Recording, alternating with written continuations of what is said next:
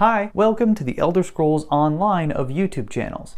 You guys heard of this meta crap, right? Meta? I hardly know her.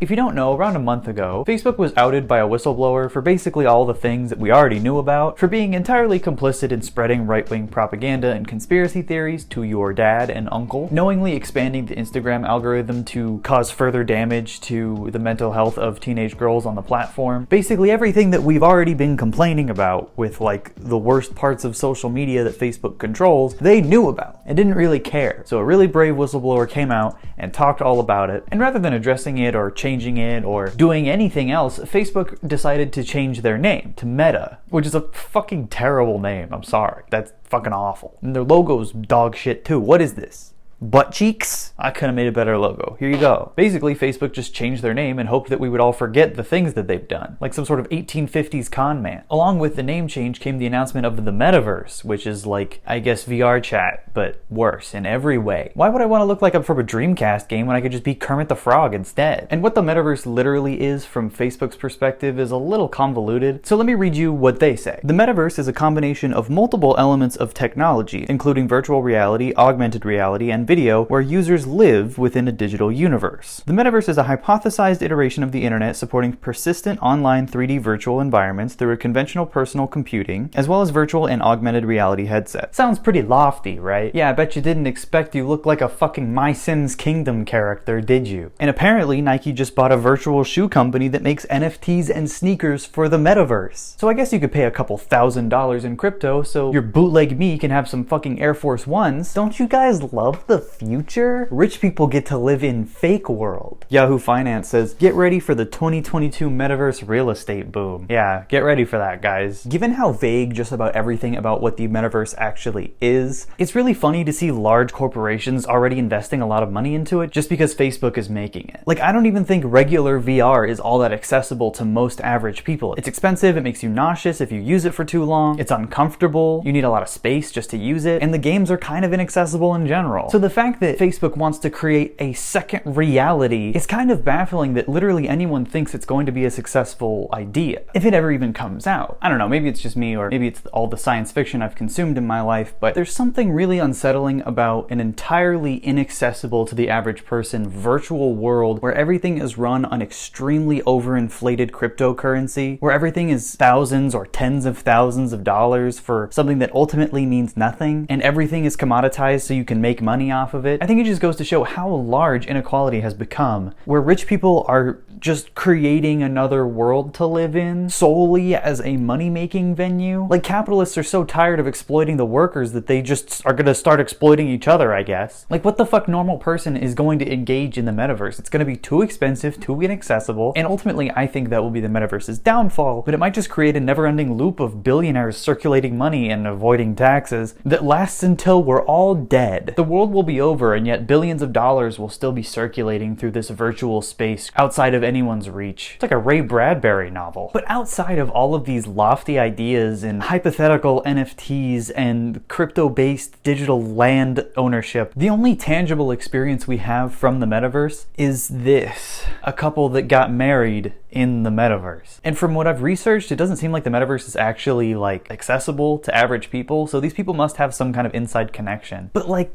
it looks like this. They got fucking Father O'Malley in there, man. On Labor Day weekend, the couple, or rather their digital avatars, held a ceremony staged by Verbella, a company that builds virtual environments for work, learning, and events. How the immersive virtual world known as the Metaverse, which few of us understand, will change the traditional wedding is, at the moment, anyone's guess. Here's my guess. It won't, but the possibilities of having an event unfettered by the bounds of reality are interesting enough to consider. So when this article came out, people were already clowning on it. Like, people have been getting married in World of Warcraft and Second Life for decades, and somehow it was always more visually appealing than what we're seeing now. If it looks this bad, just film it. Put it on fucking Twitch or some shit. Have someone stream your wedding with a camera, and that would be way more engaging than whatever the fuck this is. There's no limitations, said Sandy Ham Hammer, a founder of All Seated, which creates digital planning tools for weddings. The company is investing in the metaverse by creating virtual versions of real-world event spaces like the Plaza Hotel in New York. Think guest lists that number in the thousands, gift registries that feature NFTs or non-fungible tokens,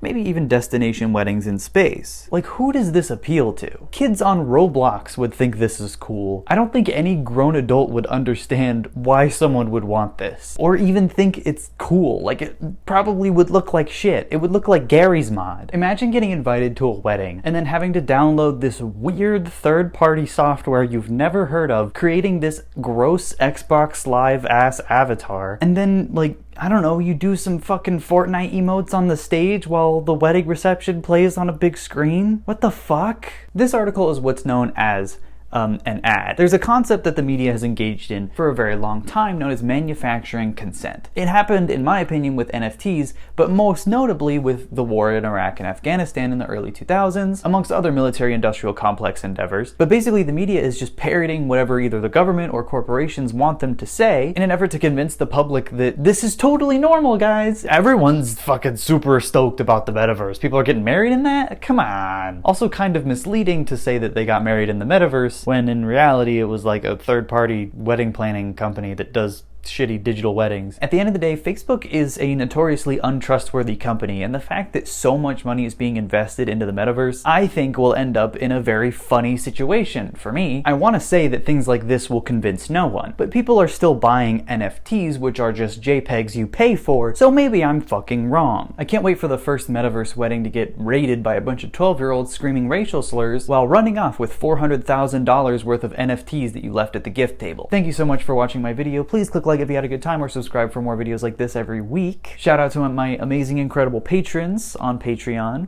Cured Meat, Grant Schwabacker, Emmy Like the Award, Captain AML, Pancake Batter, Hatun Alamari, Iki, Lori Pilt, Comrade Sadboy, Joel Caven, Grace Nordenson, Nick Vangelatos, Nebulosity, Lurtz, Buttonstuck, Rodney Case, Binary Fate, Natalie Falls, Charlie Poo, Jan Ramsey, SK, Kurzistov S, Catherine S. Bell, Anya Kaiser, L. Autumn, Bubble Tea, Brennan, Zitrilby, Graham, Janet Holmes, Liz Johnson, Spangler, Fizzlefer, Len, Ro Ramden, and Brina Rice. Thank you all so much for supporting me. You guys are epic and cool, and I'll see you next time. If you made it this far into the video, please tell me what you think of my recorder solo.